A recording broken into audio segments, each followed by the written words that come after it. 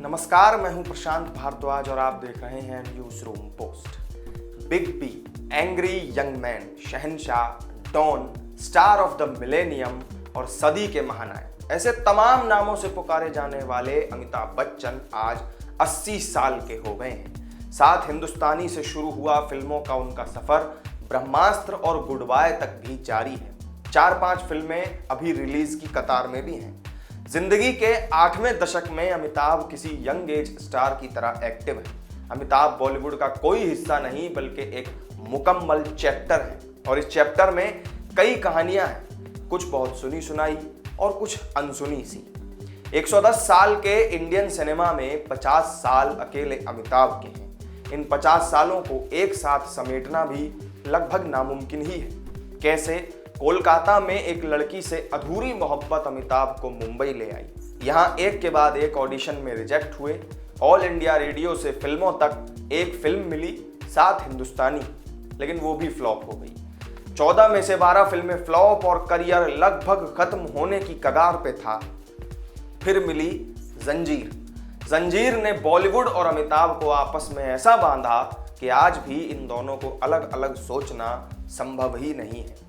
उस वक्त दुनिया में विश्व युद्ध छिड़ा हुआ था और भारत में अंग्रेजों के खिलाफ भारत छोड़ो आंदोलन चल रहा था, जब 11 अक्टूबर 1942 को तब के इलाहाबाद और आज के प्रयागराज में कवि हरिवंश राय बच्चन के घर अमिताभ बच्चन का जन्म हुआ।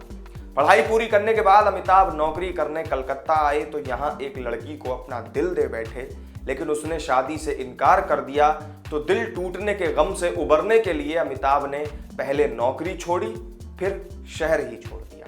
26 दिन की तनख्वाह भी काट ली गई, लेकिन वो बस किसी तरह दूर जाना चाहते थे। 6 फीट 3 इंच का कद और छरहरा शरीर, सांवली रंगत और भारी आवाज। जहां गए वहां निराशा हाथ लगी। नौकरी मांगने के सिलसिले में अमिताभ रेडियो स्टेशन भी पहुंचे, ऑडिशन दिया तो उस जमाने की मशहूर आवाज रहे अमीन सयानी ने यह कहते हुए वहां से भगा दिया कि तुम्हारी आवाज सुनकर लोग डर जाएंगे। अमिताभ को बचपन से ही अभिनय में बहुत दिलचस्पी थी, लेकिन माँ बाप चाहते थे कि वो कोई नौकरी करे। एक दिन ट्रेन से मुंबई से दिल्ली जाते हुए अमिताभ के भाई अजिताभ को साथ बैठे एक लड़के से पता चला कि ख्वाजा अब्बास अपनी फिल्म के लिए नए चेहरे की तलाश में है। उन्होंने झट से अपने भाई की तस्वीर निकाली और उस लड़के को थमा दी।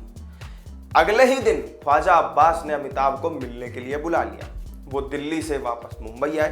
ख्वाजा ने 5000 रुपए देकर अमिताभ को साइन कर लिया। 15 फरवरी 1969 को अमिताभ ने फिल्म साइन की। वो 7 नवंबर 1969 को रिलीज हुई। 7 हिंदुस्तानी और फिर इसके बाद 12 फिल्में अमिताभ की फ्लॉप साबित हुई, जिससे उनकी उम्मीदें जवाब देने लगीं। करियर लगभग खत्म हो चुका था, लेकिन तब प्रकाश मेहरा ने उन्हें जंजीर के लिए कास्ट किया, जिसको लेकर उस वक्त प्रकाश मेहरा की खूब आलोचना भी हुई थी। अमिताभ खुद भी लगातार फ्लॉप देने की वजह से निराश थे। उन्होंने प्रकाश मेहरा से कहा कि अगर ये फिल्म नहीं चली तो वो मुंबई छोड़कर अपने घर इलाहाबाद वापस चले जाएंगे। आखिरकार 11 मई 1973 को जंजीर फिल्म रिलीज हुई। कोलकाता में फिल्म ने अच्छी कमाई की, लेकिन मुंबई में इसके शुरुआती दिन काफी बुरे रहे। अमिताभ ऐसे टूटे कि उन्हें 104 डिग्री का बुखार आ गया था। जंजीर सुपरहिट रही और इस फिल्म की रिलीज के बाद अमिताभ को नया नाम मिला, एंग्री यंग मैन। इसके बाद अमिताभ का करियर कई सारे उतार चढ़ावों से गुजरा। उन्होंने राजनीति से लेकर बिजनेस तक में अपना हाथ आजमाया, लेकिन अभिनय जगत के इस धुरंधर को कुछ और रास नहीं आया। सिनेमा जगत के भीष्म पितामह ने बॉलीवुड के कई दौर बदलते देखे हैं। आज बिग बी के दुनिया भर में करोड़ों फैंस हैं जो उनकी एक झलक पाने के लिए बेताब रहते हैं। इस वीडियो में मेरे साथ फिलहाल इतना ही।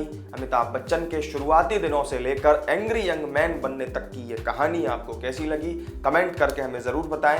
वीडियो अगर अच्छा लगा हो तो लाइक और शेयर कर दें, साथ ही चैनल को सब्सक्राइब जरूर कर लें। फिर मिलेंगे आपसे एक नई वीडियो में नई जानकारी के साथ। तब तक के लिए दीजिए इजाज़त। नमस्कार।